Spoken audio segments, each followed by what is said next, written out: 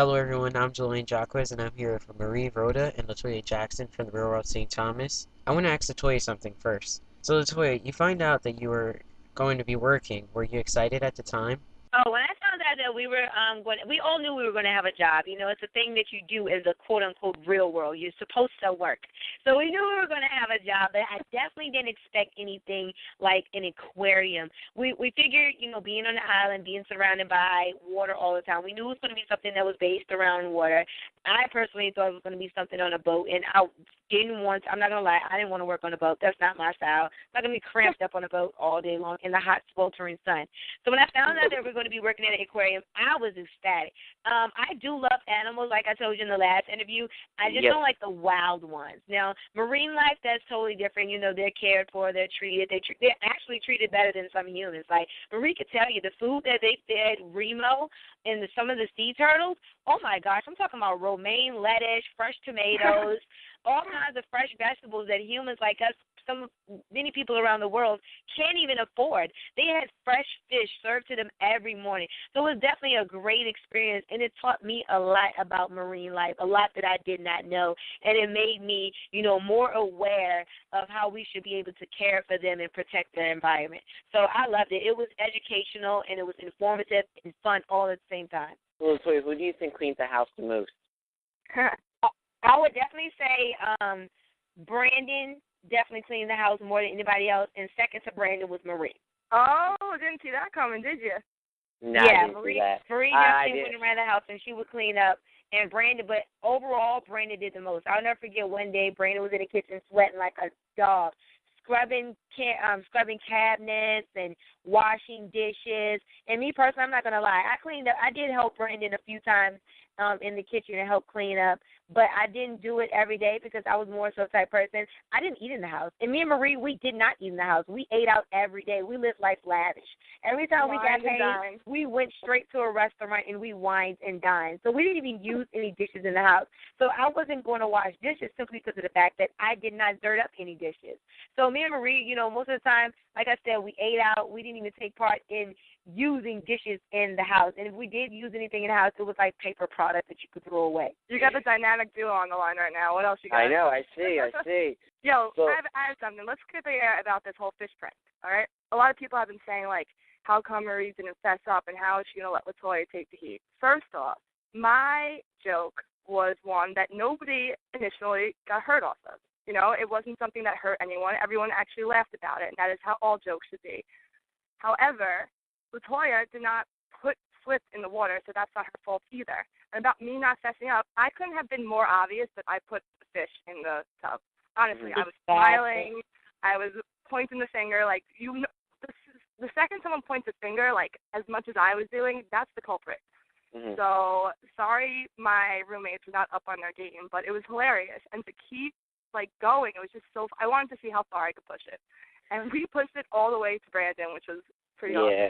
You want to know what I thought was the best part was how Brandon, like, he just drank. Like, he did not care that his foot was, like, pretty much swollen and, like, about to fall off. Like, he was going to be walking around St. Thomas without a foot, missing a leg and stuff.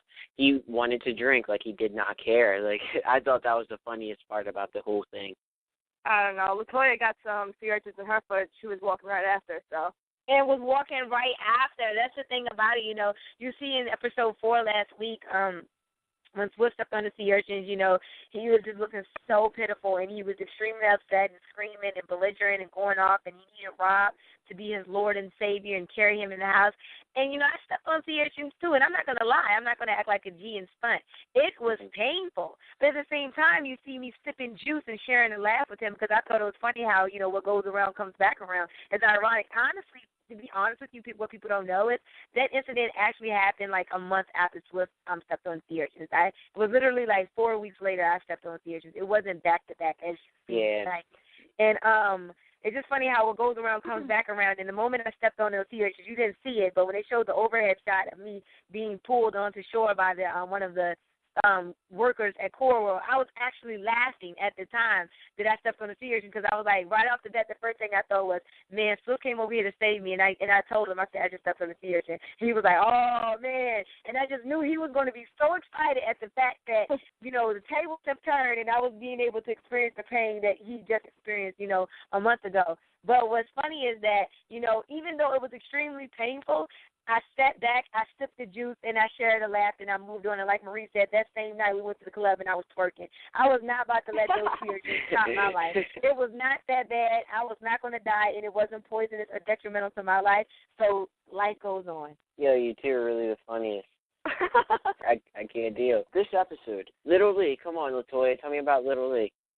Ooh, girl. Oh, Little Lee. Oh, my gosh. When I, first laid eyes on this guy, I was just, so mesmerized in all teeth. All you could see me is just smiling from ear to ear like a little middle schooler. Not a high schooler, but a middle schooler. You know how you're in middle school, you're like, oh, my gosh, I have a crush on him. Could you go circle him? Or you want to write a note, do you like me? Circle yes or no. It was, literally a childish crush. And I wasn't expecting to find anybody on the island that would catch my attention. And, he was just my type all the way. That's the type of guys that I'm into. And, the fact that he had those pretty eyes and that gorgeous smile, that just added to it. Oh, my gosh, that made him even more hotter. But like you found out in tonight's episode, it was unfortunate that, Little Lee actually had a girlfriend. No, wait, I take that back. Little Lee actually had a fiance and a child on the way. So, yeah, I'm not a home worker. I'm not going to, step on anybody's toes. So I definitely backed off that. You weren't going for it? No, I wasn't going for it. Wasn't going for it at all. That's not my style. By all means, she can have it. Last thing I need is some chick rolling up on a boat to our island throwing coconuts at me. So I was like, no, you can have your man, shorty. I don't want him. Throwing coconuts at me. So, Marie, do you talk much? I mean, you don't really talk too much. Yo, when Latoya takes the floor, she takes the floor. There's no y'all keep asking me all these questions. I told y'all I was laying low, but then the questions got geared towards me. No, go ahead, Marie. This is your show. What else we got? What else you want to talk about? That's all I had, actually. T, you got anything? Yeah, T, do you have anything? I have anything? Of course, my same motto. Every time I finish every interview, I say the same thing. Tune in next week for another hot episode. Every week, it gets crazier and crazier. What she said. What she said? Yeah. Awesome. Thank you so much, Julian. This was a lot of fun. You're welcome, and I'll definitely, like I said to both of you guys, I'll be working with you guys again. Thank you, everyone, for listening and calling in. Marie, thank you so much for this, for your time and for doing this interview. It's been real. It has been real. Bye, everyone. Thank you so much for calling in, and thank you so much for following me and all the love and support. And tune in next week and see what goes on in House Island. Things are about to get a lot hotter in the Caribbean.